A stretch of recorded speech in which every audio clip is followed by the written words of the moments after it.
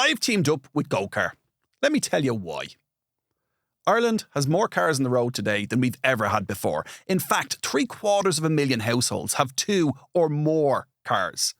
That doesn't sound like the future of driving to me. Car sharing takes cars off the road. In fact, GoCar asked 4,000 of their members, if GoCar didn't exist, would you buy yourself a car? 60% of them said they would. If you want a cost-effective and convenient way to get around, download the GoCar app and discover the smarter and affordable way to move. Sarah, you've joined us again, and we've got some questions this week. These are all about spending habits, obviously. Yeah. Okay. Yeah, so the first one is definitely to do with spending habits and attitude towards money, and then the second one is a little bit different, but sure, we can have a listen, see what you think. Let's jump straight in, so. Hi Owen, Happy New Year to you. Hope you had a lovely Christmas. I'm just wondering, I am single and I just got mortgage approval, which is great, but I have this anxiety over spending my hard-earned deposit and lump sum that I have in the bank.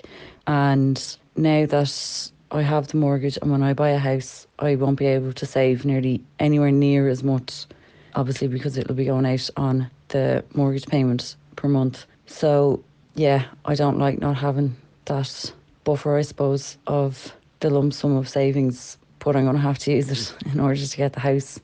So how do I overcome that? Thank you.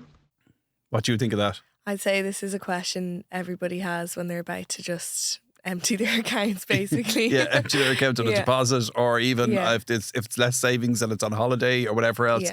We do create an emotional attachment with money. Yeah. And particularly if you were not saving for years and then all of a sudden you save and you see it building and you go, oh, and it can become a little bit addictive in a positive way that you save, provided you're not taking away too much from today and you're saving within your means, which kind of sounds like a strange thing to say.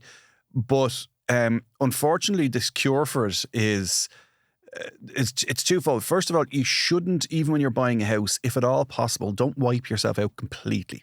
Okay? Because the problem with it is everyone underestimates when you're buying a house or an apartment, it doesn't matter, if you're buying a property, everyone underestimates the cost of moving in. Yeah. And people remember the big stuff like the sofa and the TV and the cooker. Pots and pans. Yeah. And even the first big shop. You're walking, if you're moving out from home, you're walking out of a house that has like bleach. My mum always talks about their first shop my mum and dad did together when they moved in. Yeah. And they were like straight to the crisp aisle, like they were like kids again. They spent so much money on like not stuff that stays in your cupboard. No, nothing that you need long term. Yeah. And it does, people completely underestimate it. And what can be really scary there is you wipe your savings out on the deposit and the solicitor and everything else. And then you discover, oh, I really have to fit this house out. Yeah. With the big stuff and the little stuff. Yeah. And you end up with credit union loans or credit cards or overdrafts or all of the above. And what I would say the cure for that person there who has that emotional attachment, first of all, they should accept that they have succeeded. Yeah. They're single, they've got a mortgage and they've got the deposit. Yeah. That's next or near impossible at the moment.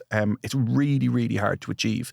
In fact, I had stuff, we're recording this on a Monday, yesterday in the Sunday Independent, I had a piece that basically said the average earner, not even the average earner, if someone's making 20% more than the average wage and they're paying average rent and they're spending the average spending, what the banks say you should be spending on your life, they've about 250 quid a month spare. And it will take them 15.4 years to save the deposit for the average house. Yeah.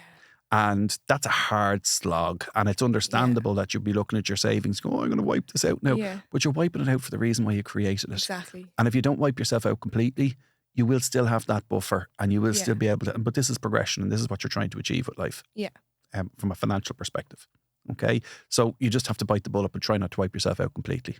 That answer that question fair? Yeah, definitely. Okay. Let's give us another one. Hi, Owen and team. I have a question just around saving for your buffer, if you could help clarify. So I suppose a bit of background, myself and my husband, we've been saving over the last few years, but our savings have kind of taken a battering. We bought our house in 2018 and we got married in 22 and we had our baby in 2022 as well. We're just looking to build back up our savings, I suppose, especially our salary buffer, which is going to be 3 to 6 months. So we're looking at a goal of 50k overall. And the question is, because we don't particularly plan on using that money for a long time, where should that money be saved to? Should we be putting that into a 60-40 fund? Should we be leaving it in a bank account just for a rainy day? If you could clarify that for us, it would be great. Really love the podcast. Thank you.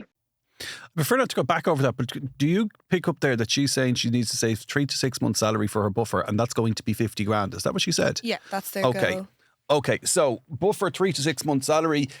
The idea here would be that if you've got stable job, and 2 incomes, stable jobs, it's 3 months. If you've got very unsteady income, like you're a freelancer or you're working for yourself and your income's a bit dramatic, and both of you, or maybe there's only one of the two of you working, then you need 6 months, and you need to decide yourselves before what that is.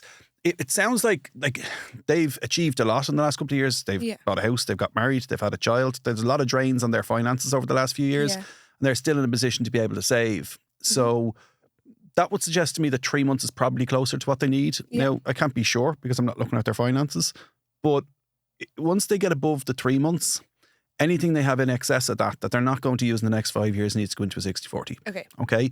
Having a financial buffer, and particularly one at that level, because they're obviously on decent wages, that could be, their wages could be anywhere between kind of 15 grand a month after tax and 10 grand a month after tax, somewhere in and around there is what we could be looking at.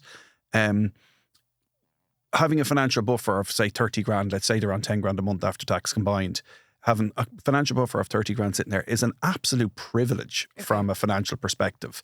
And it doesn't make financial sense really when you think about it from a, am I getting any interest in this?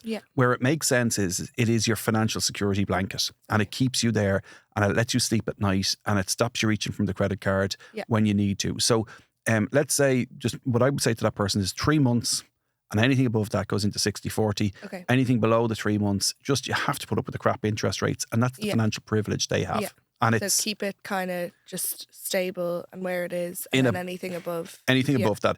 In a bank account, in a credit union account, depends on your own setup in terms of, if you're really good and diligent, you could do it in your own current account. And you say, right, so I have 30 grand there, I got paid 5 grand, so I'm up to 35 grand. And I know my buffer is 30 of that 35. But other people, when I'm working with them, I'd be looking at saying, you know what, you need to take your buffer and you need to stick it into the credit union. I don't want you to have a card, and I don't want you to have the app, right? I want you to have to get up on a Saturday morning, go down to the credit union to get at it. And you will, that person will know themselves what suits them, or anyone listening will know themselves what suits them. It should be protected from you. You're the biggest threat to your buffer. And buffers are for good things and bad things. Okay. But if just based on the little bit of information, I would say 3 months is enough for them to have sitting in the buffer. And I'm guessing, I'm making a lot of assumptions with that, and anything above that goes to 60-40 or something else, but if they get the advice. Does that make sense? That all makes sense. Okay. You're always looking for people. Tell us how people can get in touch. So we don't. Can I just say something before you do? This is the first time that you're sitting here and you forgot to bring in the piece of paper with the number on it. I think I can do it. We're going to need to check. I know it. Go on, say it. So please send some voice messages or suggestions, or if you want to be a guest yourself on the show, please get in touch on 087 295 0507. 087 291 291 0507. So send your voice notes to that. We'll say it one more time. It's 087 291 0507. Perfect. Okay. Do send your voice notes into there, or suggestions for guests, or if you're happy to come on yourself and you want to share your story, that's where we get in touch. That's how you get in touch with the team. Sarah, thanks a million for this week. Thanks for having me. Thank you.